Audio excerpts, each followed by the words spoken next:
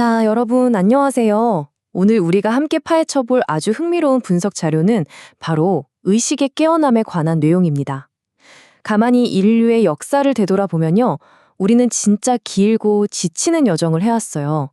지치지도 않고 단 하나의 절대적인 진리나 완벽한 교리를 찾아 헤맸죠. 신의 뜻이라던가 선택받은 민족, 아니면 정해진 운명 같은 것들 말입니다. 하지만 시대가 변하면서 과연 그렇게 밖에서 고정된 정답을 찾는 것만이 진정한 길일까 하는 깊은 의구심이 들기 시작합니다. 예전에는 무조건 정답만 찾았잖아요. 도대체 무엇이 절대적으로 옳은가 하고요. 그런데 이른바 보병궁 시대, 그러니까 물병자리 시대라고 부르는 이 새로운 패러다임에서는 완전히 다른 차원의 심오한 질문을 던집니다. 의식은 대체 어떻게 작동하는가? 우리는 왜 지긋지긋한 같은 패턴을 계속해서 반복하는 걸까? 이런 질문들이죠.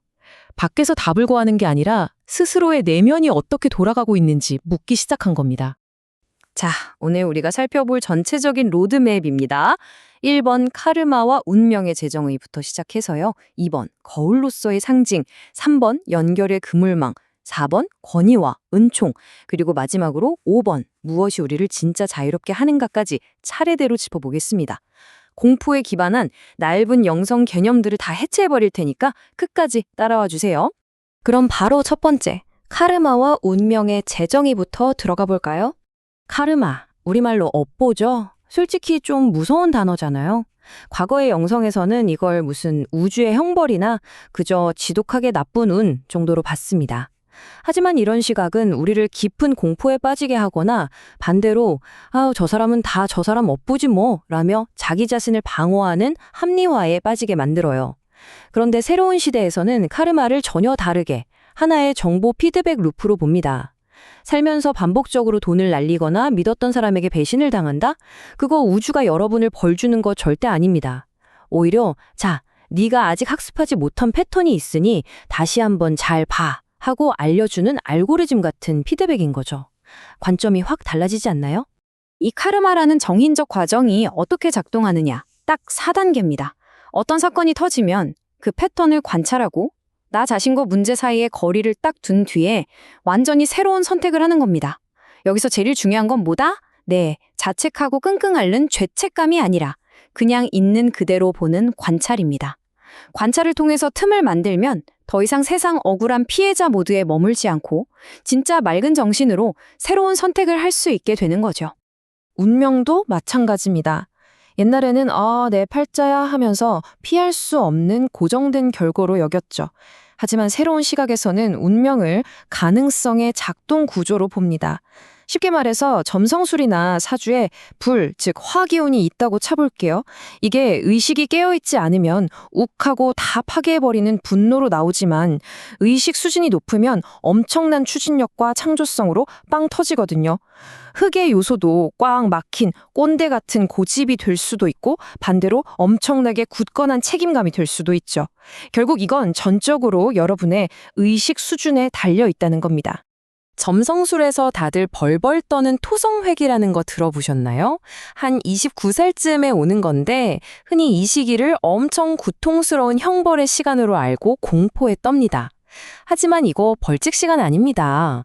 엄밀히 말하자면 내 삶의 뼈대를 진짜 튼튼하게 다시 세우기 위한 아주 중요한 재건의 시기예요.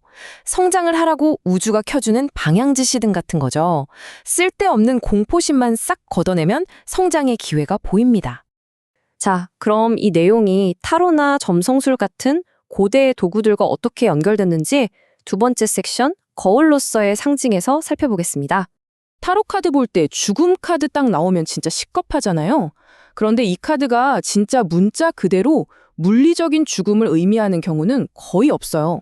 사실 그보다는 어떤 한 사이클이 끝났다, 새로운 단계로 넘어간다, 아니면 내 낡은 정체성이나 지긋지긋한 집착이 드디어 끝났다, 이런 걸 의미하거든요. 커리어를 확 바꾸거나 해묵은 감정 패턴을 싹 또 끊어내는 것도 다 이 죽음에 해당하는 겁니다. 이걸 심리학의 거장인 칼 융의 통찰로 아주 단단하게 다져볼까요? 융이 그랬죠. 상징은 무의식의 에너지가 의식으로 떠오르는 통로다. 이 말이 진짜 핵심을 찌르는 겁니다. 이런 오래된 도구들은 용한 무당처럼 내 정해진 미래를 읊어주려고 존재하는 게 아닙니다.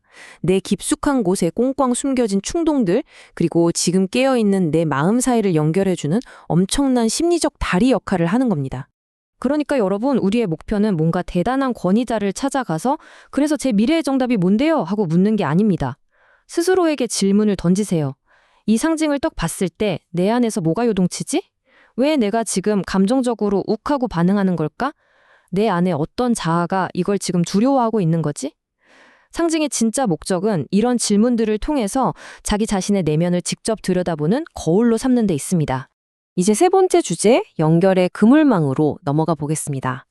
이 치열한 내면 작업이 어떻게 우리 모두가 공유하는 현실 전체에 영향을 미치는지 볼 건데요. 여기서 융 심리학의 핵심 개념, 그림자가 나옵니다. 그림자. 우리가 꾹꾹 눌러 담거나 스스로 인정하기 싫어하는 내 안의 어두운 부분이죠. 진짜 무서운 건 우리는 무의식적으로 이걸 세상의 다른 사람들한테 휙 던져버려요. 이걸 투사라고 하죠. 진짜 영적인 사람은 맨날 실실 웃으면서 나는 빛의 존재야 이러고 다니는 사람이 아닙니다. 내 안에 억압된 두려움과 그림자를 혐오감으로 둔갑시켜 사회에 쏟아내는 대신에 진짜 용기 있게 그 어두움을 직면하는 사람. 거기서부터 모든 변화가 시작되는 겁니다. 이게 또 불교의 인드라망이라는 진짜 아름다운 개념이랑 기가 막히게 맞아떨어져요.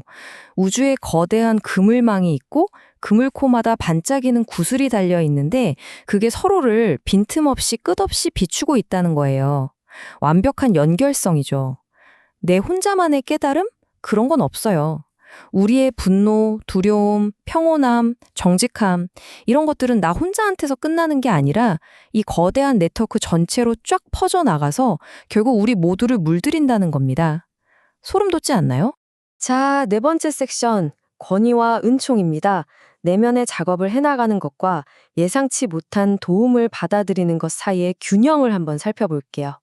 불교의 칼라마 경에 아주 뼈 때리는 가르침이 있습니다. 그게 오랜 전통이라서 혹은 엄청난 권위자가 한 말이라고 해서 그냥 맹신하지 마라. 네가 직접 관찰하고 경험해서 진짜 유익하다고 판단될 때만 받아들여라. 이거거든요. 깨달음은 남의 정답지 맹목적으로 베끼는 게 아닙니다. 내 경험으로 철저하게 셀프 검증을 해야 돼요. 내가 남들보다 영적으로 뛰어나다는 우월감에 빠지면 절대 안 되는 이유이기도 하죠. 그렇다면 앞서 말한 카르마와 이 은총은 어떻게 다를까요? 카르마는 우리가 한 선택들이 톱니바퀴처럼 맞물려 굴러가는 아주 거대하고 기계적인 인과의 강물 같은 거예요. 반면에 은총은 그 삭막한 강물 위로 이따금씩 비추는 따뜻한 빛입니다. 도무지 설명이 안 되는 도움이나 우연한 만남, 갑자기 번뜩이는 직관 같은 거 있잖아요. 우리는 내 행동의 결과를 기계적으로 마주하는 동시에 이 설명할 수 없는 은총의 서포트를 계속해서 받으며 살아가는 겁니다. 그럼 이 은총은 무슨 특별한 VIP들만 받는 거냐? 절대 아닙니다. 은총을 알아보는 통로는 아주 소박하고 일상적이에요. 진심으로 감사할 줄 아는 마음, 계속 뭔가를 배우려는 말랑말랑한 태도, 아차 싶을 때 내 실수를 쿨하게 인정하는 용기, 그리고 다른 사람의 아픔에 공감하는 마음. 이런 열린 태도를 기르는 사람이라면 누구에게나 은총은 진짜 선명하게 그리고 매일매일 그 모습을 드러냅니다. 드디어 마지막 5번째 주제입니다. 무엇이 우리를 자유롭게 하는가? 결론을 내려보죠. 이것만은 꼭 기억해 주세요. 만약 누군가가 막 신비로운 영적 단어들을 교묘하게 쓰면서 너 그러다 파멸한다. 넌 선택받지 못했다. 이건 네 전생에 피할 수 없는 저주다. 이러면서 겁을 준다? 당장 도망치세요. 그건 이 보병궁 시대가 말하는 진짜 의식의 깨어남이랑은 완전히 180도 정반대의 길입니다. 공포를 무기 삼아서 사람 의식을 쪼그라들게 만들고 울가매는 건 진정한 영성도 뭣도 아닙니다. 그냥 족쇄일 뿐이죠. 진짜 영적인 수행은요, 내가 남들보다 엄청나게 특별해지거나 무슨 대단한 초능력을 얻으려는 게 아니에요. 내 삶을 아주 투명하게 바라보는 맑은 시력을 회복하는 과정, 딱 그겁니다. 그동안 덕지덕지 붙어있던 남들의 시선, 스스로에 대한 엄격한 판단이나 죄책감 같은 색안경을 다 벗어 던지고 나 자신을 있는 그대로 아주 정직하게 바라보는 그 힘을 되찾는 일. 사실 그것만이 우리를 자유롭게 합니다. 자, 여러분. 만약 운명이 그냥 하나의 알고리즘 피드백이고 우리가 마주치는 온갖 상징들이 사실은 내 내면을 비추는 거울일 뿐이라면 당장 오늘 그 거울에 비친 여러분 자신의 모습을 보며 어떤 새로운 선택을 하시겠습니까? 기억하세요. 스스로 자신의 길을 선택하고 그 길을 오롯이 책임질 수 있는 진짜 놀라운 힘은 이미 여러분 안에 다 주어져 있습니다. 오늘 이 시간이 여러분의 새로운 시작에 짜릿한 영감이 되었기를 바랍니다.